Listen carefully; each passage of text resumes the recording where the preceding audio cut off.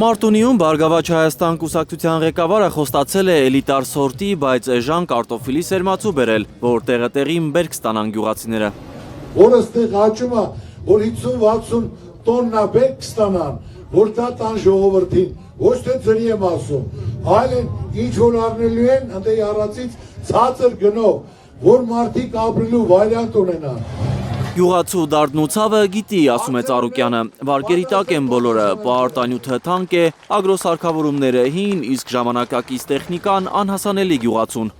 Լուծում է առաջարկում Ծառուկյանը կարտոֆիլագործությամբ զբաղվող մարտունեցիներին։ Դա գյուղնախարարության բացումն է, որ լիարժեք գյուղացուներ փող տրամադրի, վարկով, դա պետք է տա 0%, ոչ թե այսօր ես մյուս են անփորձ երիտասարդների պես հանգիրարած եկե խոսում եմ, դա ես որպես Ծառուկյան, Արմավիր հոկտեմբերյան, աշխատել եմ խաղաղորդների հետ։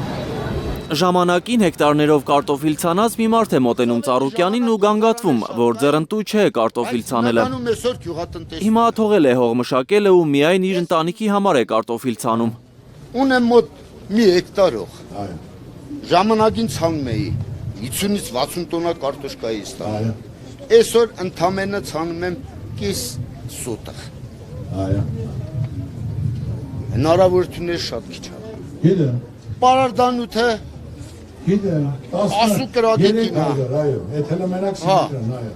Մնացող սերմերն էլ նմանապես։ Դոսեմ չկա, ինչ։ Կարտոֆիլի ընդուման կետեր պետք է բացել Գեղարքունիքում, համոզված է ԲՀԿ ղեկավարը։ Ընտրողը դուք եք, ինձ հասնում ասել։ Մարտունեցիներին Գագիկ Ծառուկյանը հրավիրել է հատիսի գագաթ, տեսնելու Փրկչի արձանի տեղադրման շինարարական աշխատանքները։ Էդգար Ղուշչյան, Էլեն Յահինյան, Հայլուր։